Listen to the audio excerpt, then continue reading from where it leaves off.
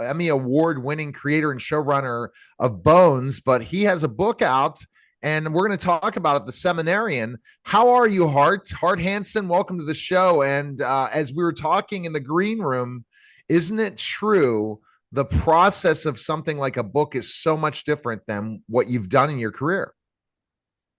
Shockingly different, Neil. Very much different.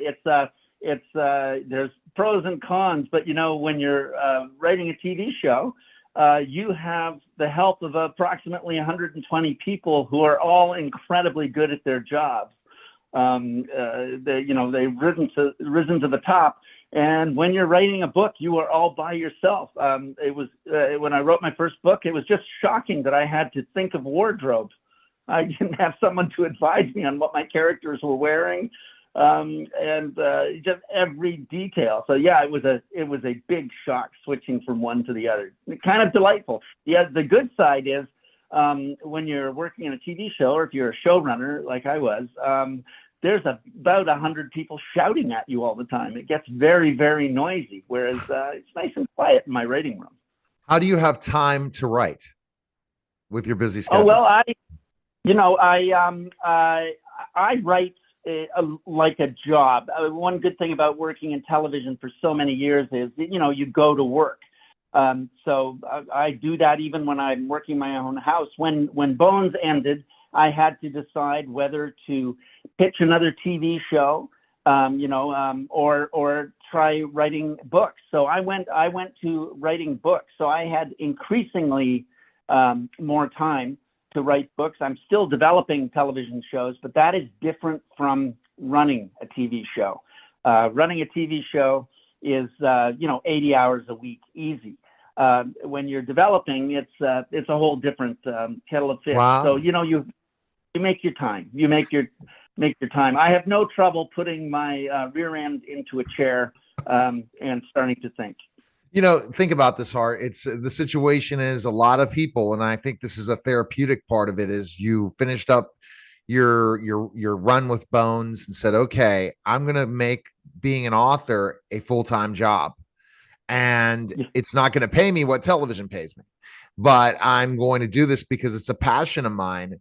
And you put the time in to say, okay, I'm going to treat it as structured as I was as a showrunner writing a book. It sounds like what you did. Yes, that's it. You get, I think it's fair to say, you get addicted to writing.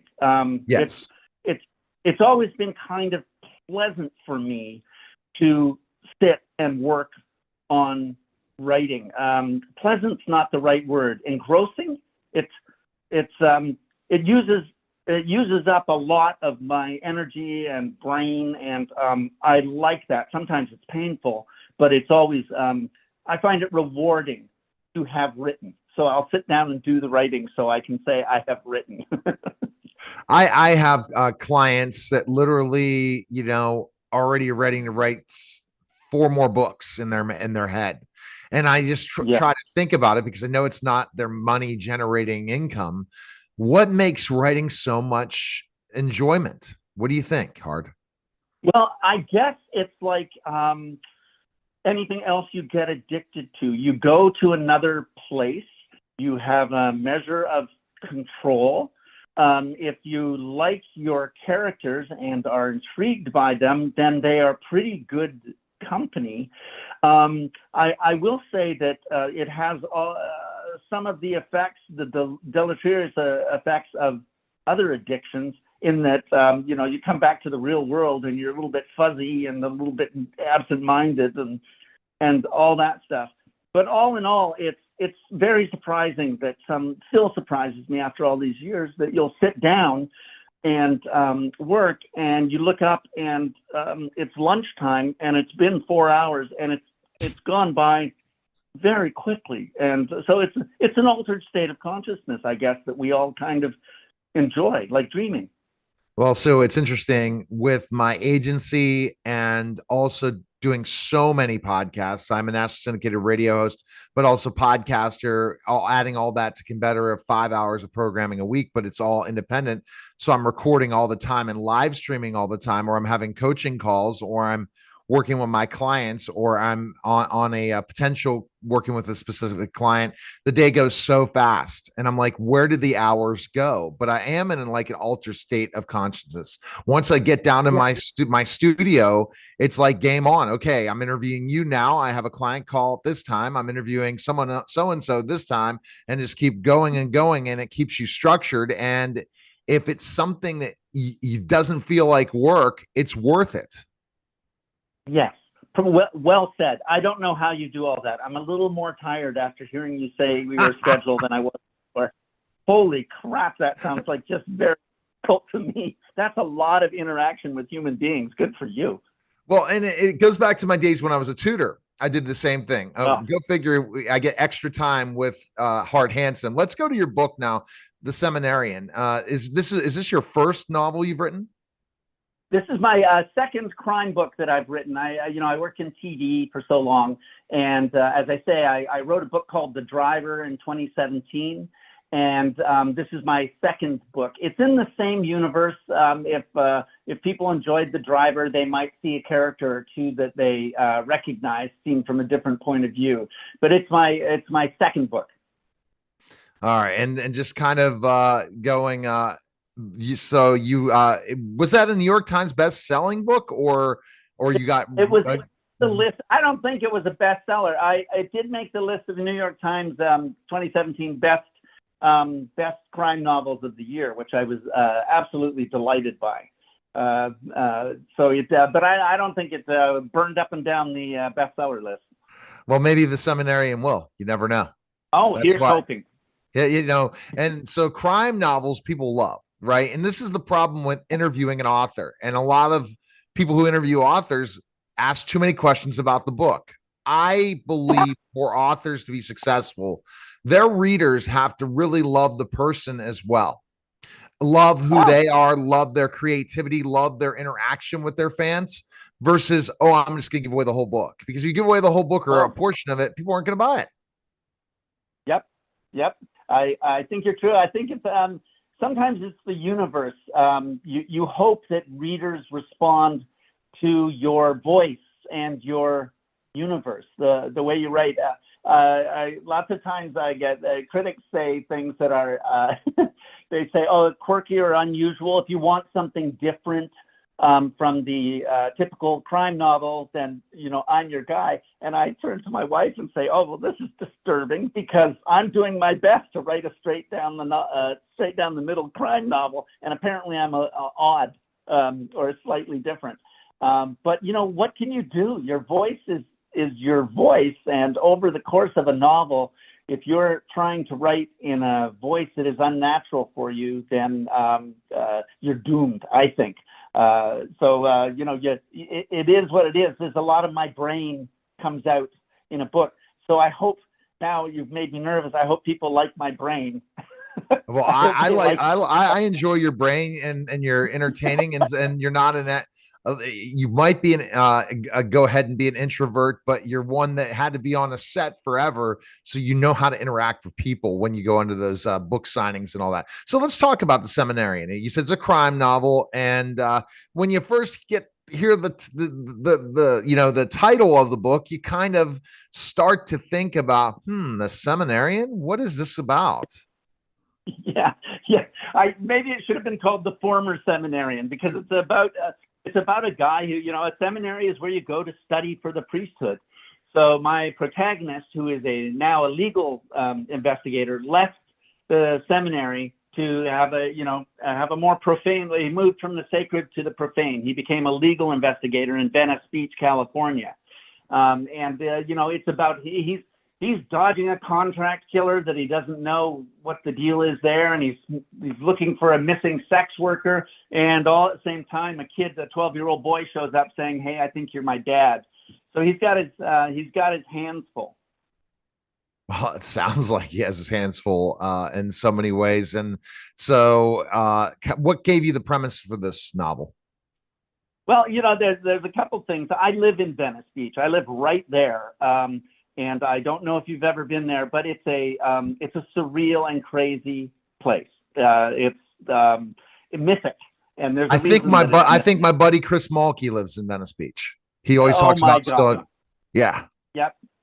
Yes, and like you do things that you don't realize. My family makes fun of me because one of the most common things I do is say, "What the hell is going on there?" And I'm indicating a group of people, and I'm going, "Why are those people together? What what has brought those people to be talking to each other?" And then I made a list of protagonists that interest me. I think it all starts with the character of who your character is before you put him or her into a pickle.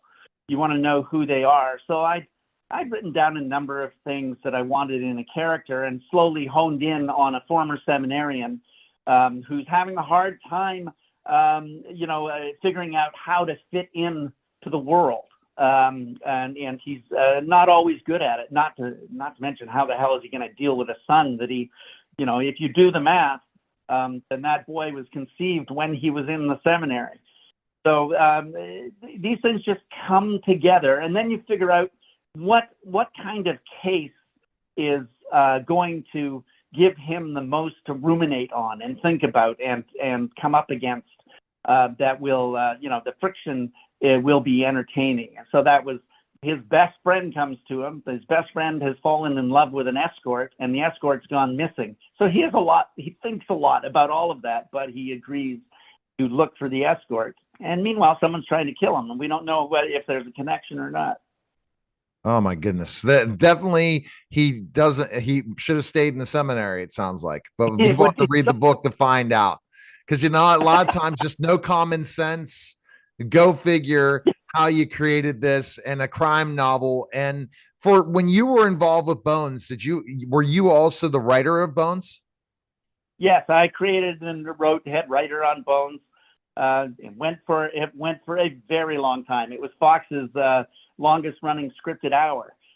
Still is nothing, and the way the industry is now, it'll probably hold that record in perpetuity.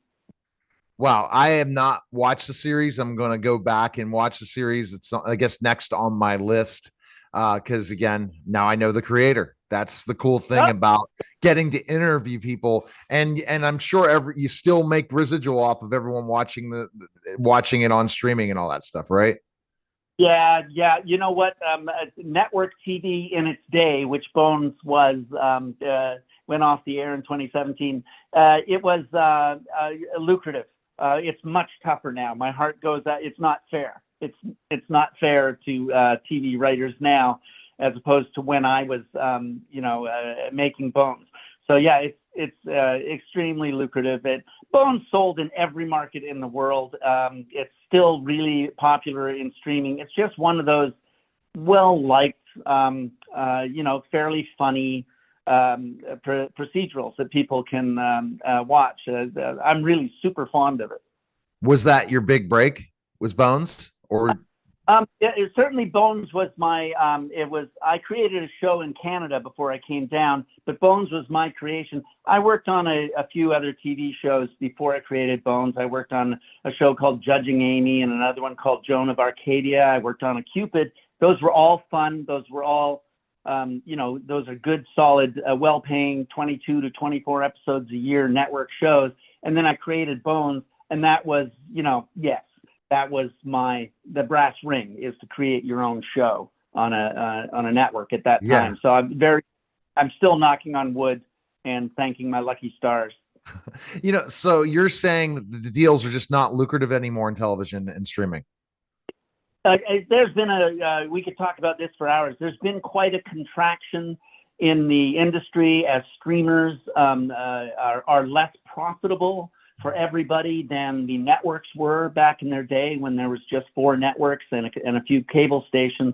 There's just been a contraction in the industry. There's very few shows now that go 22 to 24 episodes a year, that's a good chunk of your year that you're working, instead of 6 or 10 episodes. And then the number of years that things last is, if you're lucky, it'll go for 3 years. There's still a few of those network shows that are, the NCIS franchise is extremely, and NCIS and all, the CSI and Law and Order franchises are the last standers. But yeah, it's tougher now. I talked to tons of young writers, and it's tougher. It's tougher to make a living now as a TV writer than it was even back in my day. Even back in my day, it was terribly competitive, but there were more jobs. You know, Interesting. it's just Uh, dependent swings. well, that's why you're in the book game, which I'm sure, again, is a challenging ocean as well. Where can people? So your book is going to be released in a couple days, right? When is it released? May 21st, book will be released. Yeah. Okay, and they can pick it up. Can they pre-order it now? Oh, that would be delightful if people pre-ordered. It's so good for writers when people pre-order. It really bolsters the meaning of sales. So yes, pre-order at any of the places you get your books or at your local bookshop. All right, so go to the Seminarian. Go look up Seminarian. Look up Hart Hanson. You're going to find it and purchase that, and purchase his last book too. And check out the other crime novel. Appreciate it, Hart. Best of luck, man. Great chatting with you, and we'll talk soon. Thank you, Neil. Delightful. Thank All you. right, see ya. You're welcome. You're listening and watching the Neil Haley